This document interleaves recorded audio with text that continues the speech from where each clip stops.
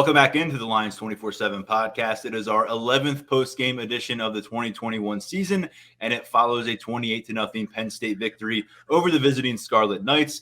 I am Tyler Donohue. He is Sean Fitz. And Mr. Fitz, we were not sure what we'd have to chew on after this matchup. It was a nothing game deep into the second quarter.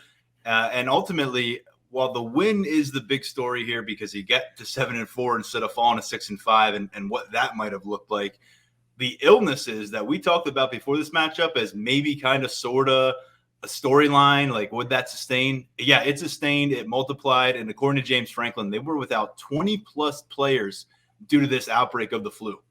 Yeah, it was not a great thing for Penn State. The latter half of the week, they dealt with guys. When we went to practice on Wednesday, it was 6 or 7 guys, and then it was just kind of staggered. Some guys would get sick, then get better. Some guys that were out early in the week would be fine and be able to go. They were sweating this one up until basically kickoff for some of the key players. Still missed a bunch of those guys. Key guys like Curtis Jacobs was not in there, so Jonathan Sutherland played linebacker for him. But all eyes were on the quarterback position. Sean Clifford obviously got hit with this. James Franklin said after that they did not have a scholarship quarterback at practice on Friday, which is kind of dicey, especially when you're in conference play. So Mason Stahl did not get the start, which is unfortunate. We kind of wanted to see what he could do. You saw what he could do at the end of the game. But Sean Clifford got the start after some drama, some senior day stuff taking place. I felt bad for the guys. Was it John Lovett and there was a couple Des other Holmes. Guys. Yeah, Des Holmes were that they weren't able to partake because of the illness. But Penn State was that sideline was pretty thin, huh? Yeah, and so they had the senior day ceremony before the game. Those of you who were in Beaver Stadium maybe caught this, but it was way different than anything we're usually. I mean, we talked about the circumstances of players who can return and all the extra eligibility, but the illness, and what that brought to the dynamics, because this was sandwiched in between pregame stuff, which we saw Sean Clifford during the senior day ceremony come out to come out and see his family. Liam Clifford came out with him, and obviously giving Franklin a hug. But he was not on the field during the reps that preceded that, when this team was in full uniform and going through an offensive set with 11 men. It was Christian Veilleux, the true freshman who's never played a college down, as the guy sharing the huddle with the starters. And also, while that's transpiring, we see on the big video board, Sean Clifford introduced as the starting quarterback. I brought that up, the scenario that was playing out, to James Franklin after the game. And he was like, yeah, this was not a good day to buy into what you were seeing in the starting lineup announcements. Yeah, it was not great. And then you had guys, Caden Wallace started the game and was unable to finish. I tell you what, I don't know what the symptoms were. James Franklin mentioned a lot of puking and a lot of IVs for their guys. At one point I looked down and Caden Wallace was a zombie on the sideline, just kind of out of it. And I think we've all been there before. It was just kind of you really felt for those guys, and Clifford, give the guys credit. They tried to come out and do it. That they obviously were not close to 100%. Clifford, especially, it looked like a guy that hadn't practiced or warmed up. He was not very accurate. Didn't get his feet underneath him when he was throwing the ball. And then by the end of whatever his final drive was late in the first quarter, he took a shot. I think it was to his elbow or something like that. He got to the sideline. James Franklin basically sent him away and said, hey, we appreciate what you're doing here, but it's not going to work. And he went to the tent. Then he went to the locker room. He emerged in the second half in street clothes. So give credit to Sean Clifford for trying to make it work, but it just wasn't happening. And that's, like I said, it was noticeably thin on that sideline, because we were scouting out guys that, guys you might not notice that if they're not in the game or whatever. And it was very easy to find guys just kind of lingering on the sideline. And it was that sucks to see. Penn State was able to get things going eventually. Penn State and Rutgers played one of the worst quarters of football we've ever seen. It was so bad. I mean, it was 34-19 in total yards in the first quarter. Kind of set them back to when Rutgers invented college football, I guess. It was that bad. There were 8 punts and 3 combined first downs in the first quarter. 8 punts in the first quarter. Now, I turned to you and said, could this be a record kind of day? And you responded, no, 77 punts is the record. And someone already did the research for us on our message board. Fortunately, we didn't flirt with that. But I'll tell you what, I just feel like there's no way for this conversation to go until we just address the elephant in the room, which is all these absences. And you did a great job, especially as it became apparent that players were missing, not just starters, but 2 deep guys and special teams guys. And so we worked our way through the absentees, who was on the field and obviously not participating, maybe had a helmet in their hand or maybe didn't even have a helmet at all. And based on everything, here's kind of what we came up with. Sean, the starters that were missing by the end of this one, as you mentioned, Caden Wallace tried to give it a go. Wasn't in the cards for him. He came to the sideline the rest of the way. Fellow starting tackle Rasheed Walker in uniform, but not playing. The same for Mike Miranda, the starting center, although we wonder about maybe an injury issue there as well after the early exit against Michigan.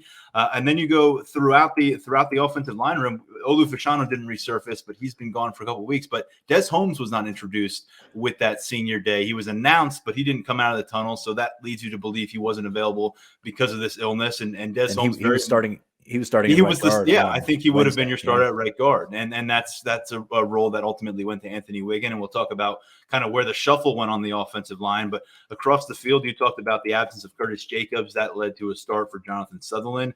But it was guys like John Dixon at cornerback, who we've seen play pretty extensively in the backfield. AJ Litton, who's played really well on special teams as a gunner, unavailable, and Keaton Ellis kind of took over that role along with Drew Hartlob on punts, which, as we expected, punts were a huge part of this matchup. But just going down the depth, Tyler Elsdon at linebacker, running backs Devin Ford and John Lovett, Taquan Roberson, who has been the number 2 quarterback and now the number 3 quarterback, he was not with this team. So 20 plus names, according to Franklin, 21 players unable to participate due to flu-like symptoms. And I clarified this part. Another 14 players competed despite dealing with some of those symptoms. And guys like Caden Wallace at right tackle and Sean Clifford at quarterback didn't make it out of the first half before it made sense for them and for Penn State to pull the plug on that effort and to figure out what you could do with the next man up. Yeah, we didn't get many players afterward, and I'm quite fine with that, let's be honest. Yeah. But Jahan Dotson said he was one of those guys that struggled with it all throughout the week. So some key players for Penn State, and that really didn't work. Didn't work in anybody's favor, especially 34-14 or 34-19 in first quarter yardage. But you know what that means, Tyler? A lot of punters, a lot of punts. Yeah, we had a punter battle. And Jordan Stout was damn good on Saturday. 8 punts, a 42.9 yard average. 2 of those punts were over 50 yards. 6 were inside the 20. 5 were inside the 10. 2 were inside the 5. And he drew a roughing the punter penalty. Corsack from Rutgers was solid. He had a 74 yarder. But I think we can give this one to Jordan Stout today. Give him the edge, and he drew the penalty. And we were starting to talk about this game. Well, Penn State did start to pile up some passing plays late in the game, but for a while, it felt like any penalty was a big play, and a 15-yard penalty or one that gave you a first down felt like an explosive play because there were none available for either of these offenses for much of the matchup and for Rutgers really at any point. And I'm with you. Jordan Stout, I haven't looked around the special teams landscape for this week in the Big Ten, but he very well may be in the running for a 4th conference recognition as player of the week among specialists. We'll see what happens there. Clifford, it was very abbreviated. He had 4 possessions, Sean. 3 of them ended in 3 and outs. 4 of them ended in punts, which was the theme early on. He was 2 of 8, 23 yards on the day, had 4 yards rushing. And he comes off the field. Christian Veilleux enters. And before we talk about what Veilleux did next, let's talk about how this last 48-hour span went for Christian Veilleux leading to his first college snap, Sean, because not only do we get the clarity this week at practice that as of now, Christian Veilleux is the number 2 quarterback, and James Franklin is willing to tell us that, but also he was sidelined as well. On Friday, like you said, they had no scholarship quarterbacks available to be on the field. This was a virtual kind of communication with the other quarterbacks from what we understand. And in Veilleux's case, it sounds like they go to bed Friday and you're not quite sure who's going to be available to play quarterback. They felt good about Sean Clifford in the morning. By the time they get to game time, he's on IVs. They got Christian Veilleux taking snaps for pregame warmups with the ones. And then it's Clifford leading the offense out. And Parker Washington told me after this game, he did not know Sean Clifford was the starting quarterback for Penn State today until they were trotting out onto the field together for that opening possession. Well, I think you buried the lead. He finally got added to the pronunciation guide, so we know that it's Veilleux yes, he now, made it. despite the numerous ways that he's pronounced it for us. But yes, he entered in the last play of the first quarter. Got a little bit going there. After that first quarter, you had just basically nothing. He had a 14-yard scramble on one of his first plays, a 15-yard pass to Parker Washington, and the drive died. But you still saw something there that you didn't see with Clifford. Clifford was just spraying the ball. Again, credit to him for going out there, but it wasn't close to being there for Sean Clifford. Penn State gets the ball eventually 5:40 in the first half, and they are actually able to ran the ball with Dotson. Noah Kane was in there doing some stuff. Christian Veilleux rolls to the right on third down and finds Jahan Dotson in the back of the end zone. Great throw by Jahan Dotson by Veilleux. Just shows you a little bit of that arm strength that we talked about. There's so much mystery around him because he didn't play his senior season. So we'll get to that in a second. But the interesting thing there, that was the first third down that Penn State converted, and Veilleux was actually 4 of 9 on third downs today. So that's pretty darn good for a guy coming in cold. So once he settled in, he showed a little something. Strong arm, pocket presence. He was willing to throw it into a couple areas he maybe shouldn't have.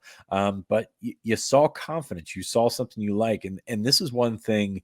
He also put his shoulder down a couple of times when he's running the ball. This is one thing that kept popping through my head. And if you've read our stuff over the last couple of years on Lions 24/7, anytime Taquan Roberson would come up, you say, well, when he came in, he and Michael Johnson didn't really prepare as a starter, didn't really take that on because you had eventually, or at that point, Tommy Stevens and Sean Clifford and Will Levis, I think, threw for 420 yards today for Kentucky.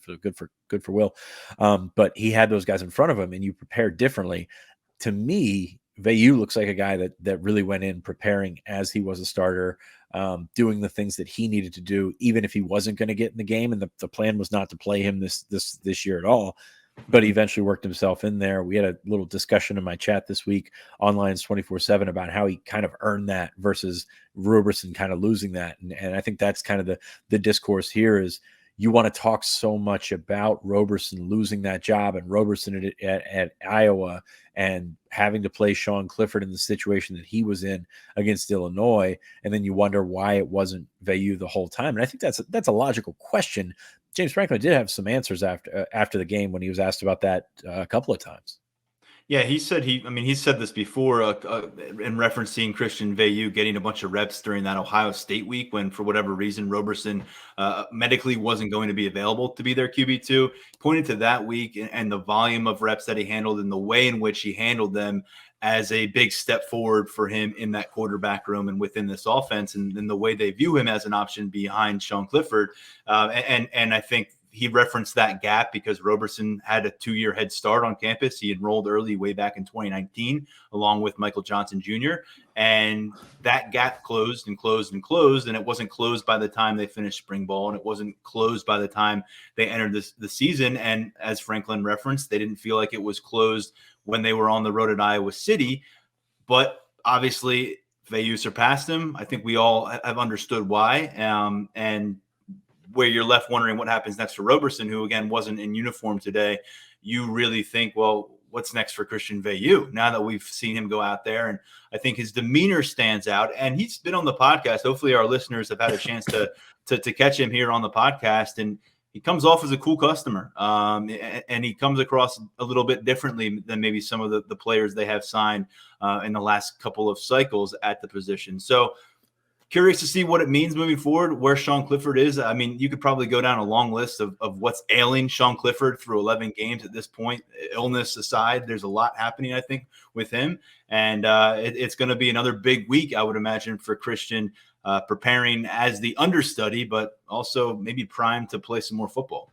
Yeah, maybe gives you a little bit of confidence in throwing him out there. I don't know where Clifford will be at this time next week or this time, Friday next week or anything like that, because he's been battered. I mean, let's be Yeah. honest here. He's been beaten up, and then you throw an illness on top of that, and he seemed pretty out of it today. So you wonder where he's going to be, but it gives you a little bit of confidence that he can go in there, throw the ball around a little bit. You saw Michigan State took it on the chin pretty hard from Ohio State today, so maybe there's an opening in there. Peyton Thorne did the same thing last year with Michigan State, or maybe it was 2 years ago. It's all running together for me right now, but came in, threw it around, did some nice things. So you wonder with a young quarterback like that, and we've talked about it before, sometimes you're naive, and that's a good thing to go out there and have some success. And he had that success today, 15 to 24, 235, 3 touchdowns, added 10 carries for 36 yards. Hung around the pocket at times, hung around a little bit long. The deep ball was not there completely today. But I think that's something that can come. I mean, you overshot Dotson deep, Cam Sullivan-Brown deep, and hit one to Tyler Warren. But I think that's something that where the law of averages can come back around. He can hit those balls. So you gotta like what you saw out of him from an arm talent perspective. I know everybody talks about Drew Aller and what he brings to the table, and rightfully so, because he's tremendously talented. But I think this is Christian Veilleux's way of saying, hey, don't forget about me. I'm actually a pretty good quarterback. Yeah, a couple things with Christian that stood out to me in this game. And let's also lead in with this. Rutgers has a woeful pass rush. They have not put the pressure on quarterbacks. It's something we discussed going into this matchup. It's something that's going to continue to be a problem for their defense here in 2021. And additionally, I thought, this is a good thing, but Veilleux really trusted his weapons. I mean, he put the ball in some dangerous spots, but he let Jahan Dotson, Parker Washington make plays on the ball. They made the adjustments. They are top-tier talents. Further reinforces what I've been talking about in recent weeks. There is talent across this offensive group. For whatever reason, they just haven't been able to get a maximize the offenses at large. They didn't do it today either. But I thought with Christian and just speaking about his preparation, there was no disconnect when he faced some pressure, or if he had a scramble, or even when he held the ball a little bit too long and he realized, okay, I got to make something happen. There wasn't a moment of disconnect as he was looking downfield for his next move. I felt like he made that decision very quickly. We certainly, in a very different environment, didn't see that from Taquan Roberson at Iowa. And that's something that I think has been probably missing for Penn State's quarterback evals overall is when the lights come on and it's time to react and be that guy. How are you doing? And we've seen Sean Clifford handle that role, but they got to find someone else. And I know people want to really attach themselves to Drew Aller, and there's plenty of people who also are big fans of Bo Pribula and what he could bring to Penn State, both enrolling in January. But before you totally wrap your arms around those guys and put all your eggs in the basket for 2022, just remember you're not quite sure whether it's a noon kickoff at Rutgers or a nighttime matchup on the road. When it's your turn to be the guy with the ball and the play breaks down, how do you react? I thought he passed that initial test today. It's not the biggest test he will face by any stretch of the imagination in his college career, but very strong early glimpse. And I felt like he did just about everything you could with this opportunity, including avoiding the turnover that could have opened the door for Rutgers. Yeah, you nailed it on that one. I'm not a big fan of comparing the situation at Iowa that Roberson was into this one, because it's obviously night and day. But you said it. You don't know what you've got until those live bullets start flying, especially with Christian Veilleux, a guy that didn't play as a senior, had limited experience coming in, and really has been on campus for 11 months now. So, but he handled it well. He put himself in a position to make those throws. I mean, you look at, you talk about the touchdown throw to Mega or the one to Washington there, but like the throw to Keandre Lambert-Smith, just a 7-yard gain, but it picked up a first down, puts Penn State in a really good position to score that final touchdown. Just the little things like that. And he took some shots today. I mean, he had guys in his face. The offensive line, patchwork as it's been all season, as it was even more so today. And he had some guys in his face, and he managed to deliver. You want to continue to see growth and things like that. But in terms of like going right away, it's a really good showing. And let's also tip our hat here to Mike Yurcich, who had Christian Veilleux ready for this moment clearly and ready to handle the offense. There weren't pre-snap penalties.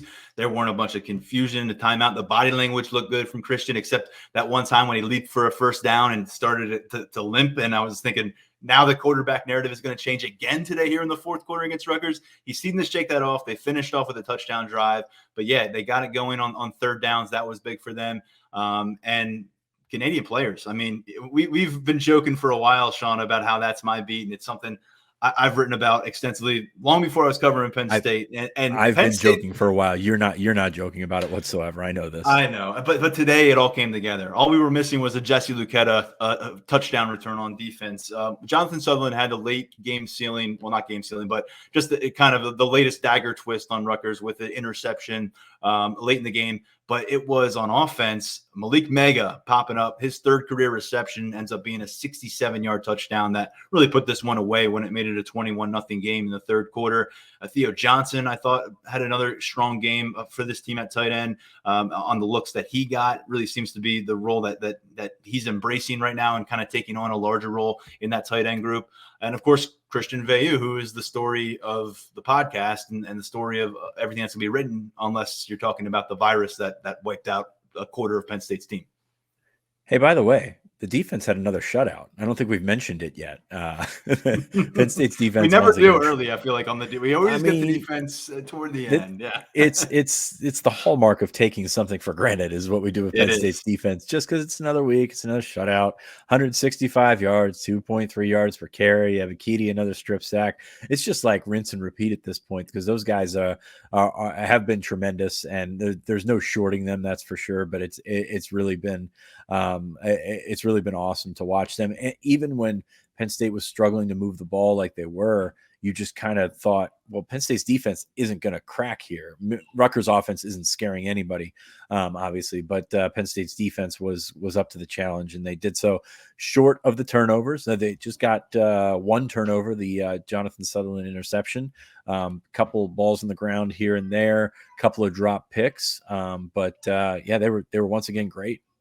Yeah, the Penn State football SID noted this during the game after Rutgers came up empty on a red zone trip. 37 red zone opportunities for Penn State's opponents now in 11 games, Sean.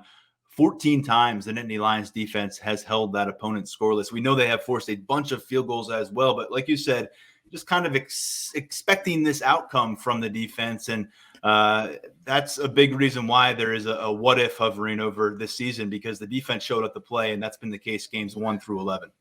That's an incredible number. I mean, if you can hold them to 17 field goals in that, I mean, that's still pretty decent. And to get to be scoreless on those opportunities, incredible. Just breaking it down real quick. Derek Tangelo has been awesome. I mean, watching him grow from the guy that was expected to be the sidekick to PJ Mustipher, to a guy that's making plays and all over the place. And you felt bad when he went down injured late in the game, because that's all of a sudden a huge piece of your defense. So this is a Tangelo appreciation point here. Daquan Hardy and Kalen King, a couple of the younger defensive backs that were out there. Kalen King had 2 knockdowns today, or 2 pass breakups today.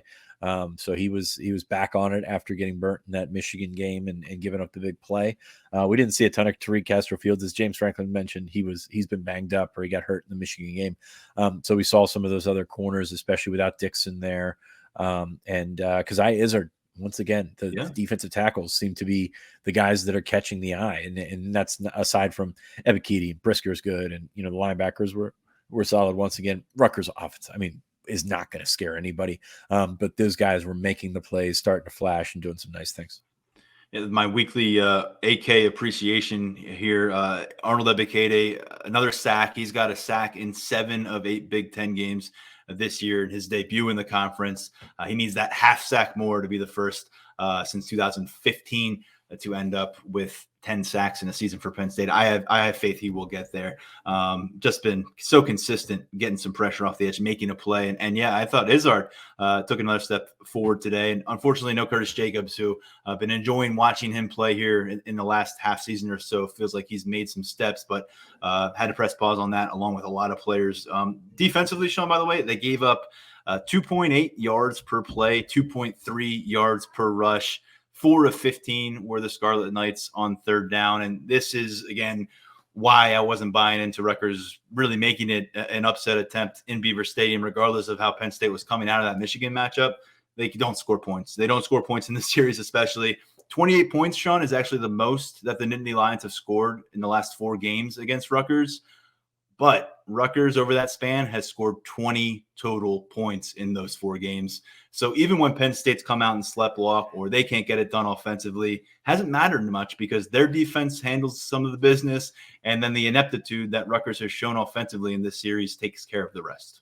And you're a Rutgers grad, so you can say that. I get it. Yeah. No, it's one of those things where you just never felt threatened. And to be honest with you, Jordan Stout had a hand in that early, kept pinning them back, and it was just a incompetence both ways, no doubt about it, on the offensive side of the ball. But when you pin them back and they can't throw the ball, then you've got an opportunity to turn that one away and to turn it into a shutout. I mean, both of you and I had Rutgers scoring some, but not scoring a bunch. They had 13 points against Ohio State, Michigan, and Michigan State each. But for Penn State to do that while filling holes in their own roster with the illnesses and things like that, I mean, this defense, you really can't say enough about them. Yeah, I mean, that's 2 shutouts. Or anything about them, as we don't say anything about them as we talk about the offense the entire time. I mean, yeah, it's 2 Big Ten shutouts, and that's been discussed first time in program history. And think of it what you will, but that's 2 shutouts in 8 matchups, and you gave up 10 points in regulation against Illinois. And they have done their job. They've carried their water. Unfortunately, the complementary football has been lacking for Penn State, but Brent Pry, I would certainly consider this an excellent year in his resume, and as a result, the players who have stepped up, they're going to reap the benefits come next draft and come the evaluation period as they move forward as prospects. Sean, as we said there before, the criticism is there because the expectations are so high. I mean, you think if a team scores, or you saw it a couple of times, I don't want to use our in-game threat as something where we, judge the basis of the fan base or anything like that, but just a couple plays here and there was the penalty drive where Jair Brown hit the player out of bounds. And then there was another penalty. Was a Porter got a pass interference or something like that. But yeah, they had a bad run there. That's what's getting criticized. And all of a sudden you turn around, you get a stop. Rutgers has to punt and no points on the board. So we talk about this and we spend so much time on the offense because of where the expectations are there. We don't spend as much time on the defense because the expectations are high and they are meeting them. So that's good. And to throw one more note out there, Jair Brown, the safety, was not introduced for senior day today. He is a senior by the letter of the roster. So that's good news for Penn State if he's coming back next year. That would be huge to have him in the defensive backfield again in 2022. There's no doubt about that. There's 2 other names on offense that I just wanted to circle back to. I don't think we got to one of them, but Parker Washington, what an adjustment on that touchdown reception that put Penn State up 14-0. That was where I was talking about Veilleux really trusting in the talent of his receiver to win that one-on-one battle. And there were a couple plays today where I thought Parker Washington really exhibited why there is so much buzz about him and not just here being the number 2, but life after Jahan Dotson and what that might mean for him and his role at Penn State and maybe the national conversation. He's got a lot to prove when Jahan Dotson hits the road, but you saw some flashes today and it was important for the game, but you saw some flashes from Parker Washington about just why everyone kind of stops and stares at him occasionally on the practice field. He has to do what Dotson did, and that's become a number 1. I think he took a step that way today.